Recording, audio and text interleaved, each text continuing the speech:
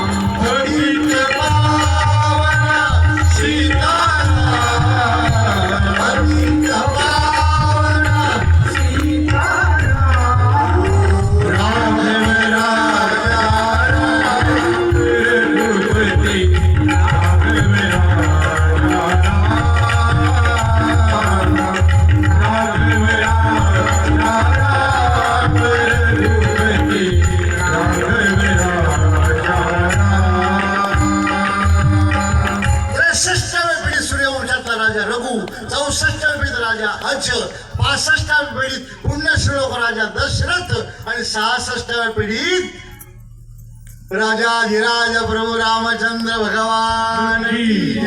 रामरायाचा अवतार या पिढीत 66व्या पिढीत झाला. 65 पिढ्यांची पुण्य ही मायबाप आपण काय केलं रे, आपण काय करून ठेवलंय रे. नका पैसे ठेवू पोरांसाठी, पण कमीत कमी पाप नका करून ठेव रे. ज्यांच्या बाया बाजारला जायच्या आमच्या लहानपणी पाहिले, जागीरदार अमुक तमुक काय काय इनामदार काय राजे रावराजे. पडद्याला ते कपडे पडद्याचे लावायचे टांग्याला, का यांच्या घरातल्या बाया बाजारात चालल्या. पडदे लावून टांग्याला जात होते, पण पुरुषांनी असे अत्याचार केले, पापाचे डोंगर उभे केले. हे पाप्यांचे पर्वत की त्यांचेच नातू आज रोजगार हमीवर काम करतायत. नका पैसे ठेवू. पूत सपूत फिरक्यो धन संचय, पूत कपूत फिरक्यो धन संचय. नाही पैसे नाही ठेवले तरी चालेल, पाप नका करू. 65 पिढ्यांची पुण्याई. तरी दशरथाला मुलबाळ नव्हतं. रामरायानंतर 49 पिढ्या झाल्या सूर्यवंशाच्या. रामानंतर 49व्या पिढीतला राजा अग्निवर्ण लढाईत मारला गेला आणि सूर्यवंश संपला. तुम्हाला कंटाळा तर नाही आला? इतके शांत बसले, मला काही कळत नाही माझी भाषा. आज पहिला दिवस आहे, 9ला संपायला पाहिजे, पण सुरुवात उशिरा झाली. एक 15 मिनिटं घेऊ का मी थोडेसे एक्स्ट्रा? बाहेरनं भूक लागली असेल.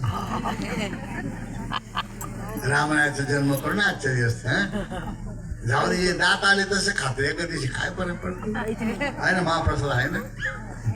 9च्या वेळेस 9:15 चालेल.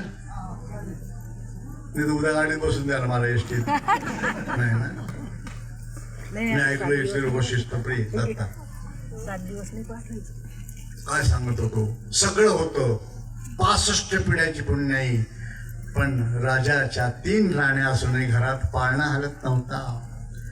उतार वयाकडे झुकलेली कौसल्या तिच्या त्या चेहऱ्यावरचे भाव लपवू शकले नाही. राजा दशरथ एक दिवस जवळ गेलाय, हनवटीखाली हात घातला आणि कौसल्या महाराणीला महाराज दशरथ विचारताय, उदास का उदास झाली राणी? महाराणी उदास का तू? उदास का तू? उदास का तू? आमर वेळे उदास का तू?